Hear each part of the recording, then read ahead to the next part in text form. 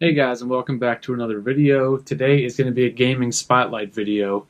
It's actually been a snowy day here on the East Coast. I was lucky enough to be able to work from home today, which was a nice little treat. Kind of stuck inside and thought it'd be a perfect time to make a new video.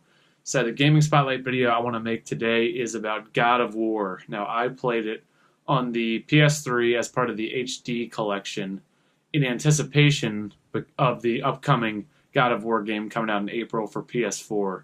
Just to sort of set up this video, the God of War series is something I'd never played previously. I've been pretty excited for the new game that's coming out, so I decided to play 1, 2, and 3 in anticipation of the new game.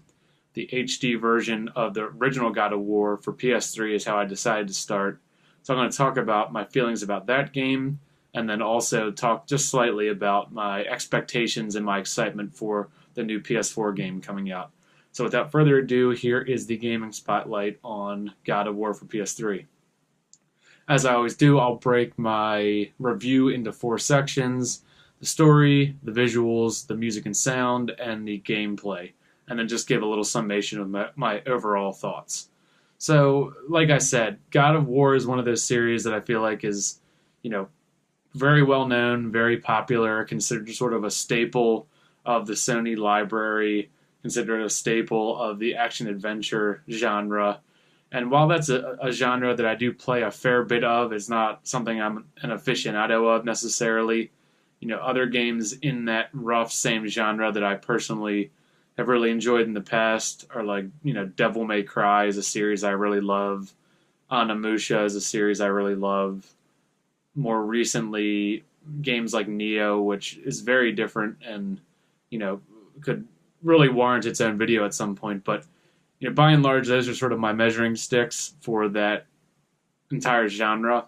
But God of War has been a game that I know really is a big driving force and a really popular title in that genre, so I thought it was about time I played it.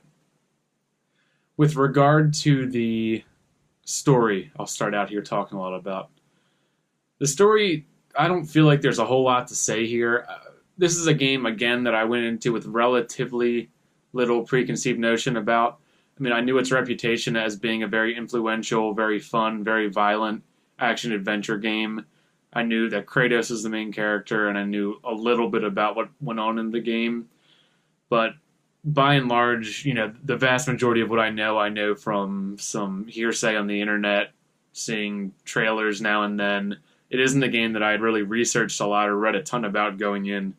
So when I got to the story, I guess I was expecting something a little bit longer and a little bit more over the top with regard to the story, which is funny to say because there's a lot of over the top stuff that happens. Just to quickly run through it, you play as Kratos, who is a Spartan warrior who was the leader of at least a faction of the Spartan army. And before being defeated in battle, he cries out to Ares, the Greek god of war, to defeat all his enemies for him, and in doing so, he will vow and give his life to Ares. So Ares comes down and kills all Kratos' enemies, and then basically makes Kratos his slave, his minion. Forces him to do his bidding. His weapons are these two bladed chain things that are attached to his arms that he can't remove, that Ares puts on there. So the game basically follows you in the aftermath of Kratos having done Ares' bidding for quite a long time, and in doing so, unwittingly actually kills his own family, which drives him borderline crazy and makes him want to get revenge on Ares for leading him into doing that. And the game follows that basic plot, through line to the end. Fine story. This is a game I was playing because I've heard it's an incredible action game with a lot of fun mechanics. I wasn't playing expecting The Last of Us or something that was going to, really tug at my heartstrings. But I guess I was expecting something a little bit longer with a little bit more detail and depth in the story. You get the broad strokes of what's going on here. There's a couple of cool story elements. But this isn't an epic, longer, odyssey of a game. It all happens relatively quickly. There's only a couple locations in the game. I mean, you basically go from Athens to the desert to the Temple of Pandora to Hades, and then back to Athens where the game ends. There's not a ton of variety in the locations. You don't really get that much interaction with any of the characters individually. Kratos has a fair bit of dialogue and a little bit of development, but the supporting cast here, the gods of Olympus, a couple other Greek characters show up for a couple lines, move the story along, and then kind of disappear. It's sort of par for the course for games like this. Devil May Cry, which I love, is very similar. Relatively hammy voice acting, a supernatural plot, not a whole lot of depth or detail. But I was expecting a little bit more here. The coolest aspect of the story to me actually was right before the end of the game, after you've defeated Ares for the first time. You fight him twice.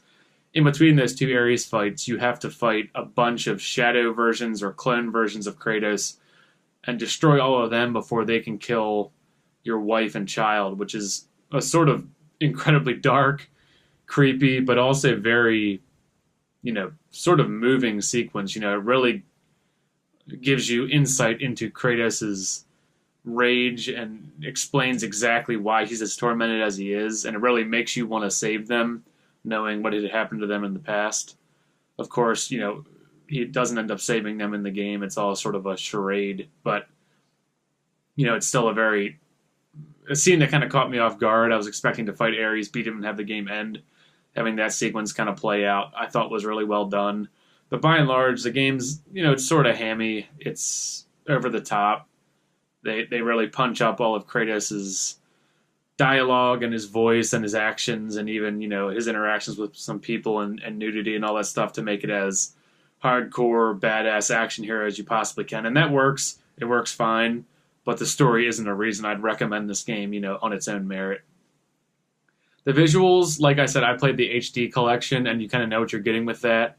This is a PS2 game remastered in HD for the PS3, and it looked fine. The models aren't the most detailed or great things in terms of the enemies. The environments are pretty cool. Kratos looks great. Kratos' weapons look great. The game holds up aesthetically, I think. I mean, it should give you kind of what you want here. The cutscenes are pretty good. Cutscenes are incredibly violent. That'll go along with the gameplay that I'll talk about a little bit, but they're not afraid of the violence and gore here. That ties into the aesthetic for sure, because a lot of these cutscenes, you got Kratos cutting people's heads off, smashing people's heads into walls, kicking people's guts out, all this crazy stuff. So overall, the visuals held up well. It's a pretty enough looking game for PS3 and HD to still play and not be too taken out of it. The aesthetic is cool. I mean, it isn't my favorite game world or the most colorful game world. You kind of go from this relatively drab and gray war-torn city in Athens to a gray and washed out desert area to sort of a dark temple area. It's a dark game visually speaking in a lot of regards. And that fits what they were going for, but, I can see why this game was probably a little bit more visually heralded upon release than, going back now. It isn't the most incredible thing in the world, but, it's still, it was nice enough to make the game worthwhile playing. The music and sound here, again, not something that I would write home about, not something that I feel like really breaks the mold or goes above and beyond. The voice acting, as I mentioned, is quite hammy and over the top. You can kind of expect that with a game like this, with such larger-than-life characters, literally gods, and Kratos being who he is. But the voice acting, it goes from fairly cool to laughable at times. The music, it's what you'd expect. It's big, bombastic, orchestral action music. Works really well. Scores the game perfectly fine. Again, no tracks that really stood out to me as something that I would listen to outside of the game, but it works well enough for what it is. The sound effects of the enemies and the combat and whatnot, pretty good. I think that's the strongest aspect of the sound design.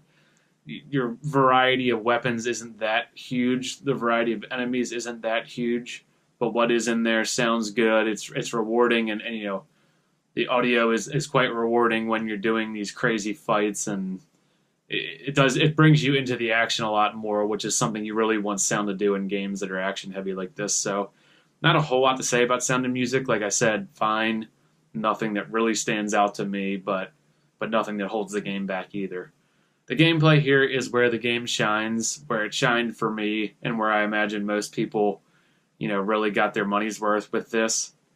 And not only got their money's worth, but you can clearly see the influence of this game on games that have come after it, and I'll mention a couple. But the gameplay here is really fun. The combat's involved enough that you feel like you can kind of mix it up. There's a fair number of combos. You got blocking, dodging.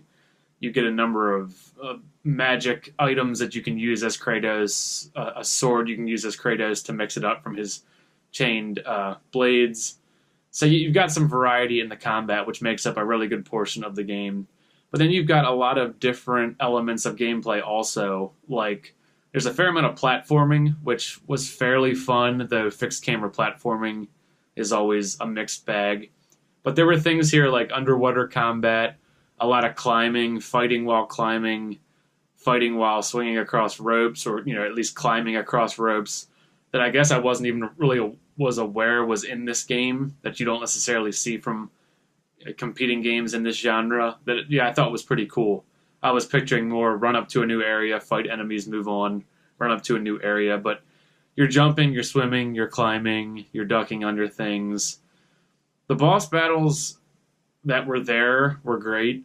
I expected there to be more, I think, just because of the reputation the game has.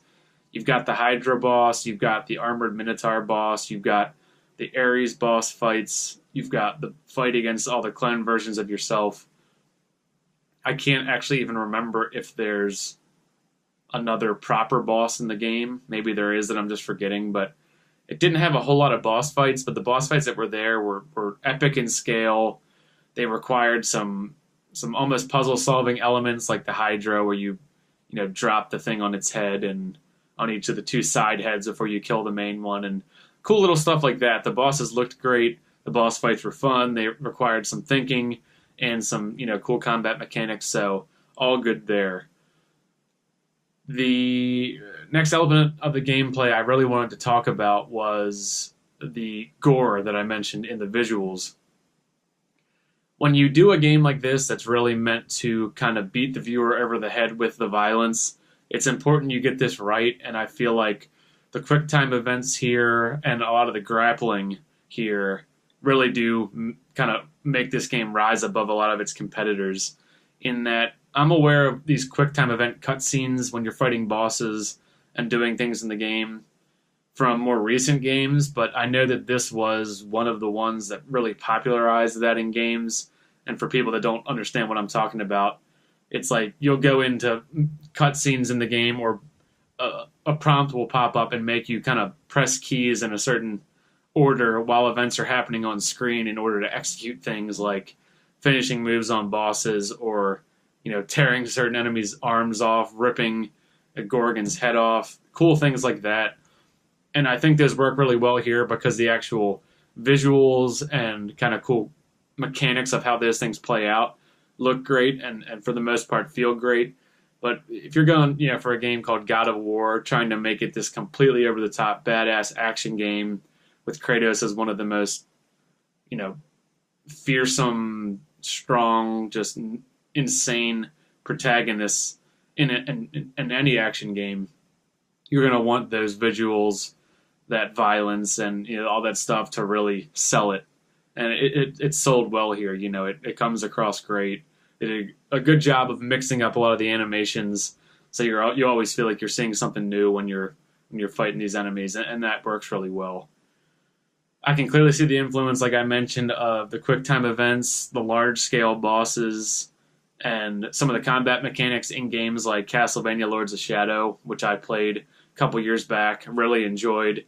But I read while reading about that game how much it was a God of War clone, and I can definitely see that in a lot of ways here, both with the way the combat feels and also the exploration mechanics. But that's really just a tribute to God of War, that its mechanics still hold up and still influence a good number of games in the present day.